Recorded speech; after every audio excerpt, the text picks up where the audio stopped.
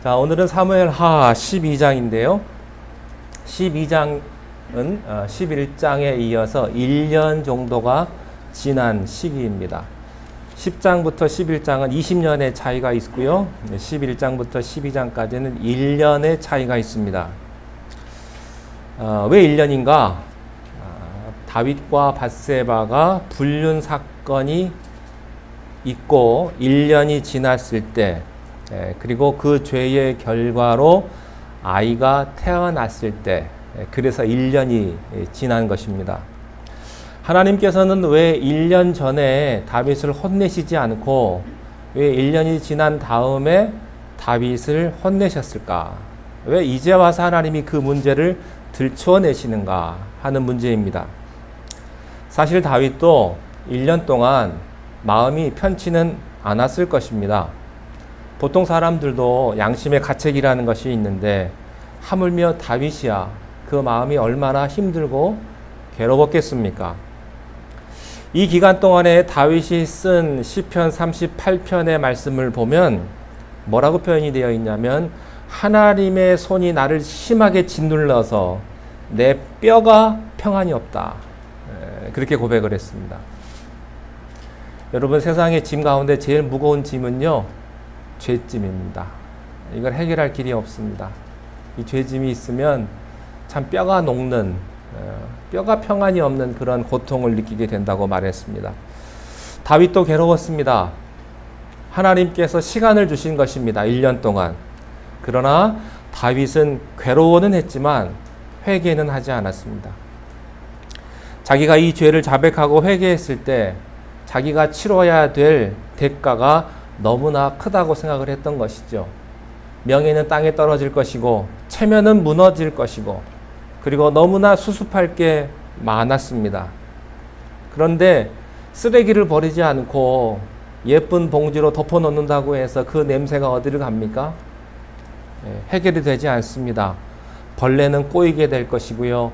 냄새는 진동하게 될 것입니다. 그렇게 1년을 기다렸는데도 회개하지 않았습니다. 하나님이 할 수 없이 이 문제를 꺼내십니다. 그런데 누구를 보내느냐는 문제죠. 다윗은 당시 최대의 권력자였습니다. 감히 다윗 앞에 나아가서 잘못을 지적할 수 있는 사람이 이 세상에는 없습니다. 유일하게 할 수 있는 사람이 있습니다. 그 사람은 평소에 다윗이 존경했던 하나님의 선지자 나단이었습니다. 그런데 한번 생각을 해보십시오. 나단도 이 사실을 1년 동안 모르고 있었을 겁니다. 이런 일은 오직 다윗의 측근들, 핵심적인 관계자, 그 주변 사람들만 알고 있었을 것입니다. 그런데 하나님께서 기도 중에 알려주셨을 거예요. 나단은 너무나 놀랐습니다. 충격을 받았을 테고 또 굉장히 슬펐을 것입니다. 왜냐하면 나단은 다윗이 너무나도 사랑하는 영적인 멘토였기 때문에 그런 것이죠. 하나님의 명령을 받은 나단이 얼마나 괴로웠을까를 한번 생각을 해보십시오. 사안의 중대성도 그렇습니다만 다윗은 그 당시에 최고의 권력자입니다. 또 여론의 대다수가 존경하고 따르는, 여론조사하면 한 100% 나왔을 거예요. 그리고 열방의 왕들이 두려워하는 왕 중에 왕이었습니다. 나단이 그 앞에 나아가서 이야기하는 것은 쉽지가 않았을 거예요. 그런데 1절에 보니까 이렇게 되어 있습니다. 여호와께서 나단을 다윗에게 보내셨다. 간단합니다. 심플하게 써 있습니다.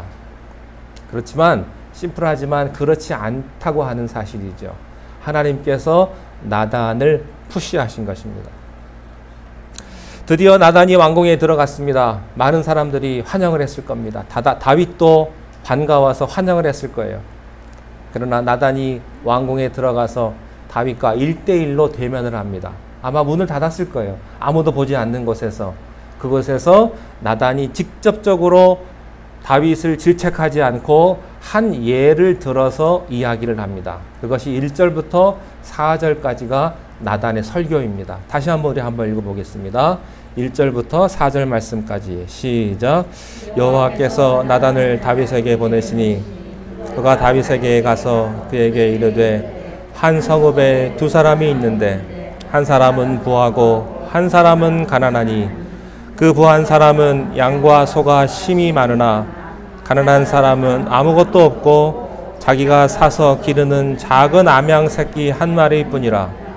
그 암양 새끼는 그와 그 자식과 함께 자라며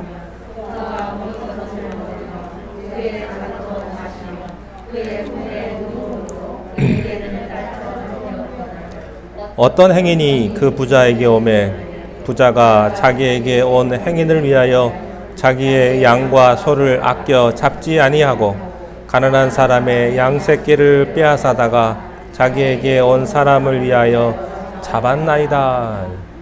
이게 나단의 설교입니다. 설교는 이렇게 하는 겁니다. 자, 내용은 이렇습니다. 성읍에 두 사람이 있었습니다. 부한 사람과 가난한 사람. 부한 사람은 양과 염소, 소와 염소가 굉장히 많았습니다. 그런데 가난한 사람은 딱 한 마리만 있었어요. 그런데 손님이 찾아왔습니다. 손님이 찾아왔는데 그 손님을 대접하기 위해서 이 부한 사람이 가난한 사람에게 딱 한 마리밖에 없는 자기 가족처럼 생각하고 딸처럼 생각하는 그 어린 새끼를 잡아다가 자기 손님을 대접했다는 이야기입니다. 자, 이런 일이 있었는데 왕은 어떻게 생각하십니까? 라고 지금 다윗이 왕에게 질문을 하는 겁니다. 여기서 부자는 누구겠습니까? 다윗 왕이죠. 가난한 사람은 누굴까요?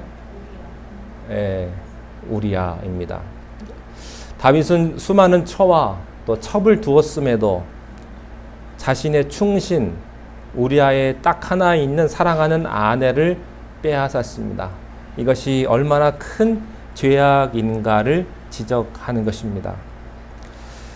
그런데 문제는 나단이 이 문제를 지적을 하는 동안에, 이 이야기를 들려주는 동안에 다윗이 자기 얘기라고 하는 것을 전혀 감을 못 잡고 있다고 하는 사실입니다. 여러분, 영적으로 둔감해지면요, 메시지를 못 알아들어요. 똑같은 설교를 들어도 이거는 내 얘기다 라고 듣는 사람이 있는가 하면 그냥 아무렇지도 않게 흘려버리는 사람이 있습니다. 다 남 얘기고 내 얘기는 하나도 없고 나하고는 상관없는 일이라고 지금 다윗이 그렇게 생각을 하는 것입니다. 자, 못 알아들으니까 어떤 반응을 보이느냐. 5절, 6절을 함께 읽겠습니다. 시작. 다윗이 그 사람으로 말미암아 노하여 나단에게 이르되 여호와의 살아계심을 두고 맹세하노니 이 일을 행한 그 사람은 마땅히 죽을 자라. 그가 불쌍히 여기지 아니하고 이런 일을 행하였으니 그 양 새끼를 4배나 갚아주어야 하리라 한지라. 다윗이 자기인 줄도 모르고 불같이 화를 냈습니다. 내로남불의 원조예요. 내가 하면 로맨스, 남이 하면 다 그런 거예요. 우리는 우리 눈에 있는 들보는 보지 못하고 남의 눈에 있는 티끌은 날카롭게 지적해서 정죄합니다. 여러분, 이런 사람들은 세상의 영을 가진 사람들이에요. 세상의 영을 가진 사람들은요, 세상적인 사람일수록 남의 죄 지적하는 걸 잘해요. 지적질을 잘해요. 맨날 지적만 해요. 오늘은 왜 이러냐? 교회가 왜 그러냐? 교회가 왜 사랑이 없냐? 반찬은 왜 그러냐? 계속 지적만 하는 거예요. 여러분, 영적인 사람일수록 다른 사람의 죄를 지적하기보다 겸손하게 자기 자신을 살펴볼 줄 아는 사람입니다. 이 일을 행한 자는 마땅히 죽을 자라. 지금 다윗이 지금 누구한테 그러는 거예요? 자기한테 하는 얘기예요. 내가 죽을 자다. 지금 고백을 해버리는 것입니다. 죽을 죄라는 것을 스스로 시인해버린 거예요. 영적으로 무지하니까 결국에는 자기 자신을 자기가 부끄럽게 만드는 것입니다. 여러분, 자기 문제라고 생각하지 않고 제3자의 문제라고 생각하고 보니까 그 죄의 실체가 정확하게 보는 것입니다. 여러분, 장기 둘 줄 아시죠? 장기 둘 때 옆에서 훈수 두잖아요. 훈수 두는 사람이 왜 잘 보는 줄 아세요? 제3자의 눈으로 보니까 잘 보는 거예요. 그 사람이 나보다 저 장기를 잘 두진 않지만 객관적으로 보니까 눈에 들어온단 말이죠. 근데 내가 직접 할 때는요, 나밖에 안 보여요. 내가 어떻게 해야 되고. 그러니까 제 3자의 눈을 갖기가 어려운 거예요. 여러분, 죄라는 게 그래요. 이게 내 문제는 안 보여요. 그러나 제 3자의 입장에서 보면 정확하게 보이는 거예요. 다윗은요, 남 얘기라고 생각을 했습니다. 그러니까 그런 사람은 맞아 싸다고, 죽어 싸다고 판단하고 화를 낸 것이죠. 그런데 다윗 자기 얘기란 말이에요. 나단이 듣다 못해 다윗을 날카롭게 꾸짖습니다. 7절 한번 보십시오. 나단이 다윗에게 이르되 당신이 그 사람이라, You are the man. 바로 너다. 너 얘기하는 거 했다.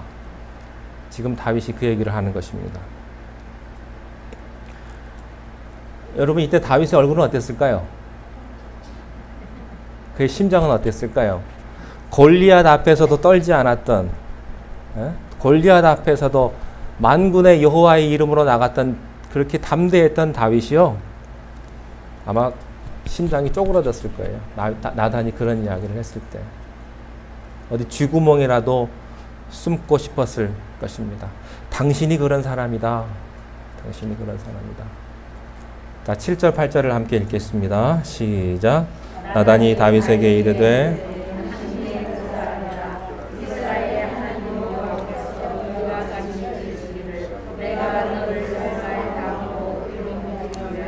너를 사울의 손에서 구원하고 내 주인의 집을 내게 주고 내 주인의 아내들을 내 품에 두고 이스라엘과 유다 족속을 내게 맡겼느니라. 만일 그것이 부족할 것 같으면 내가 내게 이것저것을 더 주었을 것이다. 하나님이 다윗에게 하시는 말씀이세요. 너 지금까지 인생을 한번 돌이켜봐라. 내가 너를 어떻게 돌봤는지를 생각해봐라. 아무것도 아닌 너를, 시골 목동이었던 너를 통일된 왕국으로 인도하기까지 내가 너를 어떻게 인도해냈느냐, 어떻게 사울로부터 너를 보호했고 너를 지금까지 이르게 했느냐, 네가 부족한 게 뭐가 있느냐, 만약에 네가 부족하다고 말했으면 내가 더 주었을 것이다. 하나님 말씀입니다. 9절 한번 보십시오. 9절 시작. 그런데 어찌하여 내가 여호와의 말씀을 업신여기고 나보기에 악을 행하였느냐. 내가 칼로 햇사람 우리아를 치되 암몬 자손의 칼로 죽이고 그의 아내를 빼앗아. 여러분, 중요한 키는 이겁니다. 하나님의 말씀을 업신여겼다는 겁니다. 그런데 어찌하여 내가 여호와의 말씀을 업신여기고, 업신여기니까 그 다음 어떻게 돼요? 악을 행하게 되는 것입니다. 여러분, 드러난 죄가 있고요. 그 죄의 뿌리에는 하나님의 말씀을 업신여기는 게 있습니다. 업신여긴다는 게 뭐예요? 우습게 생각하는, 별거 아니게, 별거 아니게. 여러분, 하나님의 말씀을 정말 중요하게 생각하는 사람은요, 그냥 지나치지 않아요. 아주 중요하게 생각하는 거예요. 그리고 그 말씀대로 살려고 노력을 하는 것입니다. 근데 하나님 말씀을 업신여긴 사람은요, 그냥 그런가 보다. 그거 좋은 말씀이지. 자기하고 상관없어요. 요한서 시인에 서로 사랑하라. 여러분이 명령하신 거예요. 그래요. 사랑할 때 하죠. 근데 나중에 할게요. 지금은 절대 못 하겠습니다. 하나님 말씀 우습게 생각하는 거예요. 하나님이 하라고 했는데 자기 마음대로 생각하는 거예요. 쉽게 생각하는 것이고요. 우습게 생각하는 거예요. 이게 문제입니다. 여러분 어때요? 하나님 말씀 우습게 생각하지 않으세요? 그냥 그런가 보다. 나랑은 상관없는 말씀. 그게 업신여기는 거예요. 여러분, 다윗이요, 이 말씀을 누구보다도 잘 아는 사람이에요. 말씀을 잘 안다고 해서 그대로 사라지는 게 아닌가 봅니다. 간음하지 말라, 살인하지 말라, 누구보다 다윗이 잘 알죠. 그런데 어겨요. 우리가 알죠. 왜 몰라요? 알면서 어겨요. 이게 죄라는 거 알면서도 또 해요. 양심의 가책도 없어요, 이제는. 그냥 아무 생각 없이 욕하고 비난하고 비판하고 남의 죄를 지적하고 그래요. 나만 중요해요. 내가 받은 상처만 있고 다른 사람 받은 상처는 생각하지도 않아요. 객관적이질 못해요. 자기중심적이에요. 이기적이에요.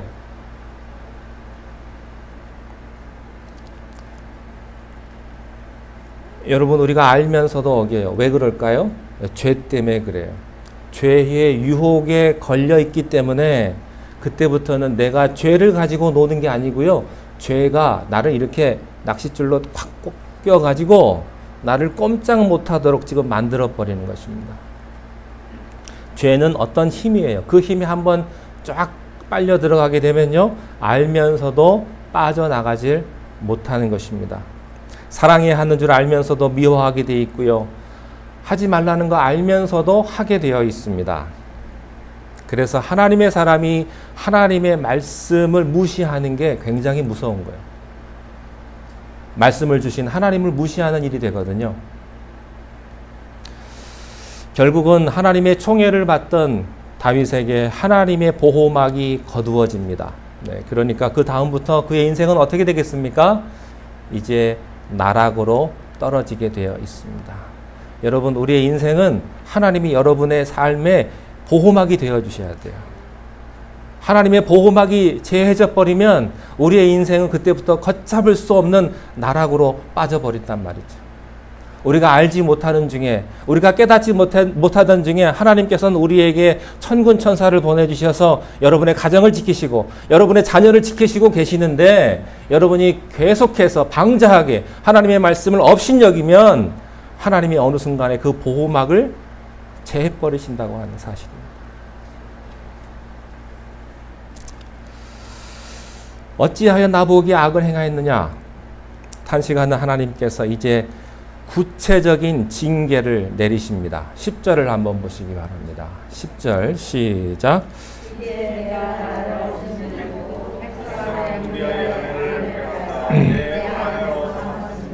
칼이 내 집에서 영원토록 떠나지 아니하리라.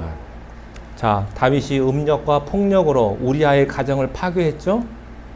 이제 하나님께서도 다윗에게 내리실 징계도 결이 같아요. 다윗이 남의 가정을 파괴했기 때문에 이제 하나님도 다윗의 가정을 파괴시켜 버리십니다. 똑같이 하는 거예요. 심는 대로 거두는 거예요. 앞으로 다윗의 집안의 성적인 문란과 형제들끼리의 살인과 아들이 아버지에게 반역하는 일이 앞으로 10년 사이에 계속해서 터질 거예요. 나중에는 예언된 대로 아버지에게 아들이 쿠데타를 일으키는 압살롬이 아버지의 첩들과 백주에 동침하는, 강간을 하는 그런 사건이 벌어지기도 하는 것입니다. 입으로 담기도 어려운 그런 일들이 믿음의 사람 다윗의 집안에서 일어나는 거예요. 그뿐만이 아닙니다. 다윗의 손주 때부터는요, 이스라엘이 둘로 쪼개져 버립니다. 여기서 우리가 배울 점이 있습니다. 영적인 세계는요, 이 공동체라고 하는 것은, 이 축복이라고 하는 것은 축복도 저주도 이 공동체라고 하는 이 결을 따라서 오는 거예요. 여러분, 내가 하나님의 말씀에 순종하고 하나님을 기쁘시게 하면 여러분과 여러분의 가정과 여러분의 후손이 그 축복의 흐름 안에 들어가는 거예요. 사도행전 말씀에 뭐라고 되어 있습니까? 주 예수를 믿으라. 그리하면 너와 내 집이 구원을 받으리라. 나뿐만 아니라 내가 믿으면, 내가 축복 안으로 들어오면 나와 내 가족까지도 그 축복 안으로 들어오게 되는 것입니다. 그러나 반대로 그 집의 가장이 하나님의 말씀을 거역하고 죄를 지으면 그 집안 전체가, 내 가정과 내 후손들까지 하나님의 징계의 회초리 안으로 들어가게 된다고 하는 사실이에요. 그러므로 여러분이 여러분의 자녀를 할 수 있는 최고의 선택은요, 하나님 잘 믿는 거예요. 하나님 잘 믿는 거. 자녀를 위해서 기도하는 거예요. 자녀에게 돈 주는 게 여러분의 최선의 것이 아니라고요. 돈 주면 그거 가지고 뭐 하겠어요? 여러분, 자식은 장사의 수중에 화살과 같다고 말을 했습니다. 이게 무슨 말입니까? 자식은 장사의 수중에 화살과 같다. 화살은 무기잖아요. 장사가 무기가 있어야 전쟁에 나갈 거 아니에요. 그러니까 자녀는 사람들의 힘이라는 말이에요. 힘, 능력이라는 말이에요. 그래서 그 당시에는 자식을 많이 가지는 것을 큰 축복으로 여겼어요. 왜냐하면 인력도 되고 능력도 되고.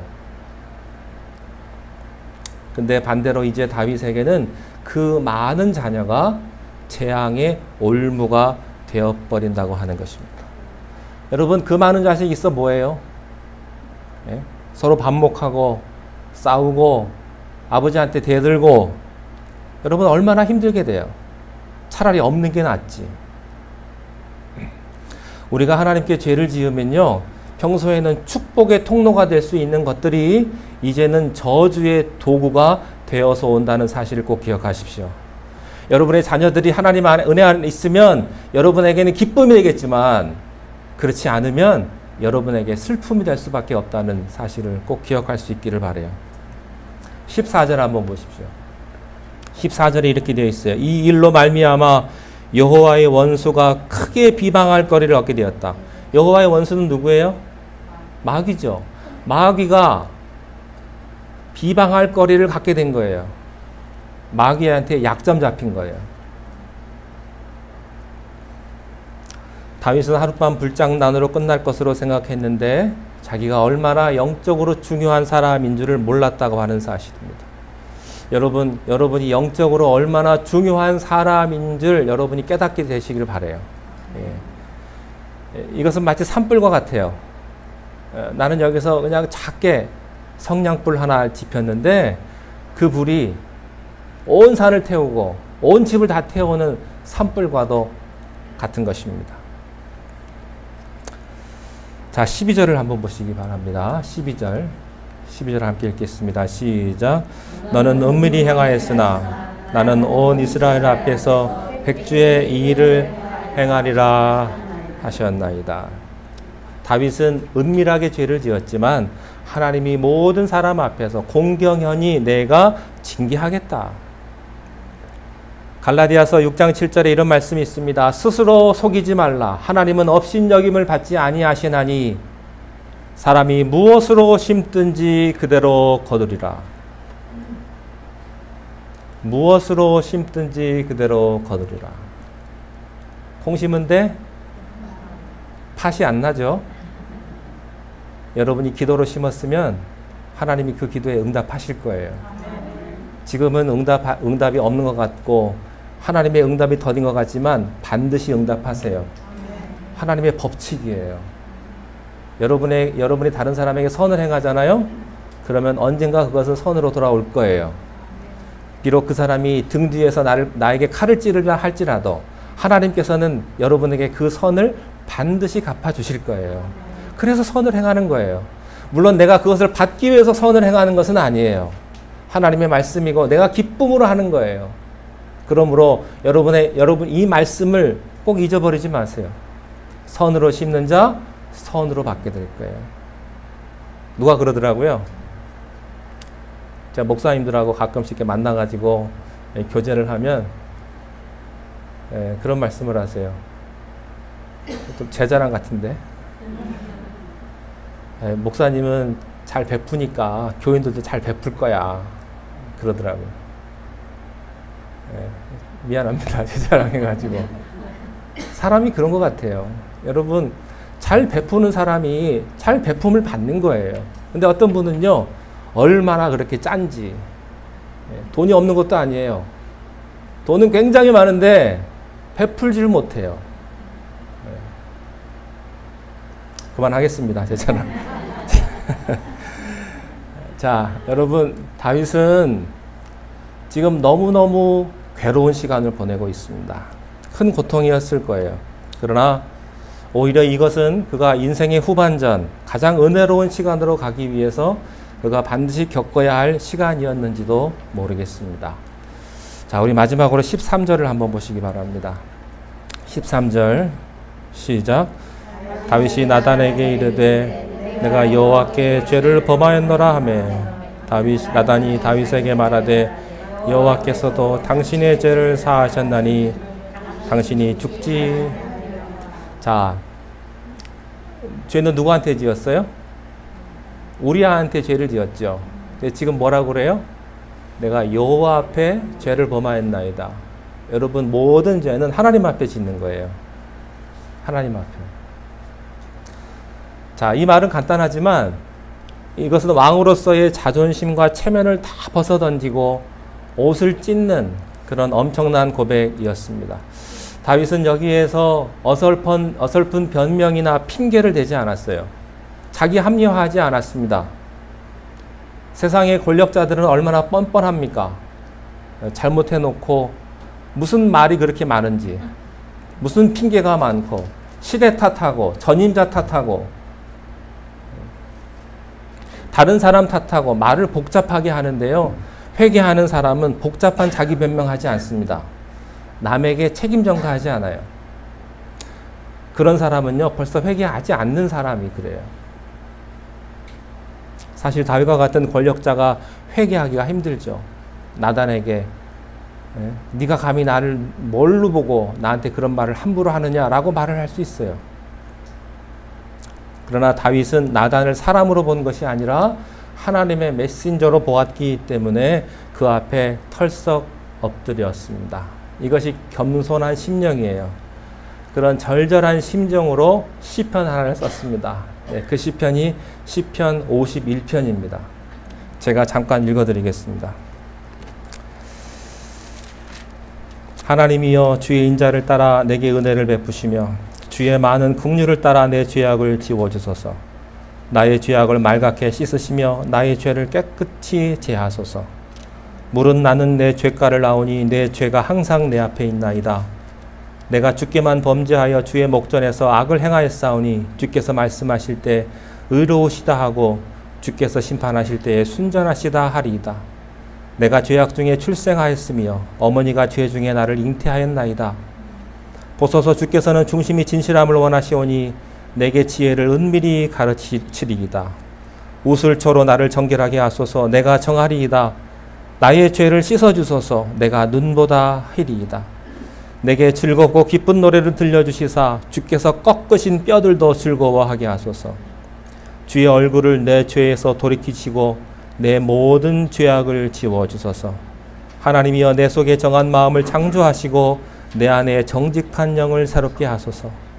나를 주 앞에서 쫓아내지 마시며 주의 성령을 내게서 거두지 마옵소서. 다 읽지 않았습니다. 여러분, 하나님께서는 그 회개를 들으시고 용서하십니다. 진실한 회개를 받으시고 용서하십니다. 인간이 죄를 용서받지 못하는 것은 그 죄가 커서가 아니에요. 자기 죄를 회개하지 않기 때문에 그런 것입니다. 다윗이 미리 한 것은 죄를 지었을 때 하나님 앞에 정직하게 회개했기 때문입니다. 여러분, 정직하게 회개하면 요한일서 1장 9절의 말씀처럼 만일 우리가 우리 죄를 자백하면 그는 밉보시고 의로우사 우리 죄를 사하실 것이다. 여러분, 자기를 보십시오. 남 보지 마십시오. 나와 하나님만 보십시오. 여러분이 짓는 죄는 하나님 앞에 짓는 죄입니다. 다윗의 모습을 통해서 우리의 죄가 아무리 힘들고 아무리 무거워도 하나님 앞에 용서를 구하면 하나님께서는 우리의 죄를 용서하시고 우리에게 새로운 은혜를 부어주시는 줄로 믿습니다. 기도하겠습니다. 하나님, 우리가 겸손히 믿음 생활하게 하시고 다른 사람의 죄악에 너무 민감하지 않고 나의 죄악에 더욱더 민감하게 하여 주시옵소서. 은혜로 살게 하시고 하나님의 도우심으로 살게 하시고 하나님의 보호하심이 우리 사랑하는 성도님들의 가정과 또한 자녀 모두 위에 함께하여 주옵소서. 예수님의 이름으로 기도하옵나이다. 아멘.